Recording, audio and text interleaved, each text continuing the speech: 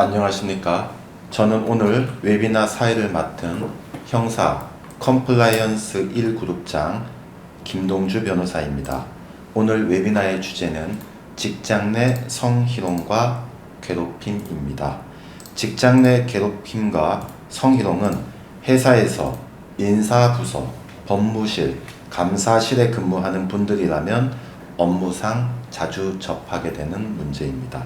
직장 내 괴롭힘이나 성희롱이 발생하면 회사에게는 법에 따른 과태료나 형사처벌이 부과될 수 있고 회사의 징계처분에 대한 소송, 회사에 대한 손해배상 소송 등이 제기되는 경우도 적지 않기 때문에 그로 인한 회사의 사법 리스크가 높아질 수밖에 없습니다. 먼저 직장 내 성희롱의 법적 정의부터 살펴보겠습니다. 직장 내 성희롱은 남녀 고용 평등과 일가정 양립 지원에 관한 법률 제2조 제2호에 정의되어 있습니다. 이에 따르면 직장 내 성희롱이란 사업주 상급자 또는 근로자가 직장 내 지위를 이용하거나 업무와 관련하여 다른 근로자에게 성적 언동 등으로 성적 부족감 또는 혐오감을 느끼게 하거나 성적 언동 또는 그 밖의 요구 등에 따르지 아니하였다는 이유로 근로조건 및 고용에서 불이익을 주는 것을 말합니다. 직장 내 괴롭힘은 법적 정의가 어떻게 되나요? 직장 내 성희롱과 직장 내 괴롭힘은 개념적으로 구분되지만 실제로는 중첩되는 부분이 많습니다. 성적인 의미가 내포된 언동을 수반하는 경우는 직장 내 성희롱에 해당하고 여성 비하 행동이나 고정관념적 성역할 강요 등 사회적 성관념에 의한 괴롭힘은 직장 내 괴롭힘에 해당할 수도 있습니다. 직장 내 성희롱과 괴롭힘을 판단할 때 중요한 기준들이 있을 텐데요. 먼저 지위나 관계상의 우위에 대해 구체적인 사례를 중심으로 설명해 주시기 바랍니다.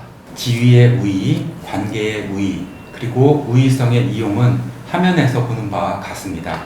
구체적인 사례로 말씀드리겠습니다. 청원경찰 조장이 아닌 원고가 조장인 피해자에게 자신의 근무 경력이나 연령 등을 내세워 부당한 업무 지시를 한 것이 직장에서의 지위 또는 관계 등의 우위를 이용한 행위로 인정된 서울행정법원 판례가 있습니다. 업무상 적정 범위를 초과했는지 여부, 이것은 어떻게 판단하나요? 업무상 적정 범위를 넘는 것으로 인정되기 위해서는 두 가지 경우 중 하나에 해당하여야 합니다.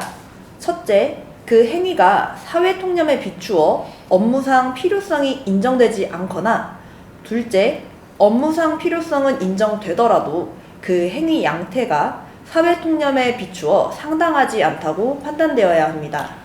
그 밖에 사적 용무지시는 업무상 필요성이 없는 행위이므로 직장 내 괴롭힘에 해당할 수 있습니다. 그리고 차별적 행위도 직장 내 괴롭힘의 한 형태입니다. 가령 합리적 이유 없이 피해 근로자에게만 과도하게 또는 과소하게 주어지는 과업지시는 사회통념상 상당하지 않은 행위로 볼 수 있습니다. 신체적, 정신적 고통이나 근무 환경 악화, 이것은 어떻게 판단하나요? 신체적, 정신적 고통이나 근무 환경의 악화는 주관적인 것이 아니라 객관적인 것으로서 피해자와 같은 처지에 있는 일반적이고도 평균적인 사람이라면 그 행위로 인해 고통이나 근무 환경의 악화를 느낄 수 있는 행위여야 하고, 그로 인해 피해자에게 신체적, 정신적 고통 또는 근무 환경의 악화의 결과가 발생하였음이 인정되어야 합니다. 직장 내 괴롭힘과 성희롱 여부를 판단할 때 추가적인 고려 요소로서 행위의 동기, 피해자의 대응 가능성에 대해 살펴보겠습니다. 직장 내 성희롱에 대해서는 행위자에게 반드시 성적인 동기나 의도가 있어야 하는 것은 아니라는 대법원 판례가 있습니다.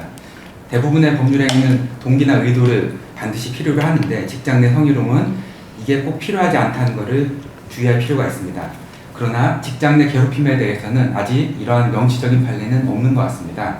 다만 직장 내 괴롭힘도 직장 내 성희롱과 마찬가지로 행위자의 의도나 동기가 반드시 있어야 하는 것은 아니라고 설명하는 것이 일반적인 것 같습니다. 피해자의 대응 가능성, 이것은 구체적인 사례에서 어떻게 고려되나요? 네, 대법원은 회식 참석과 같은 업무 이외의 일을 요구하거나 그러한 분위기를 조성하는 상사의 태도가 강압적으로 느껴지는지 여부, 그리고 그 정도는 근로자의 성격, 경력, 회사 내 지위 등에 따라 다를 수 있고 이를 단지 근로자 개인의 취향 문제로 취급할 수는 없다고 판단을 했습니다.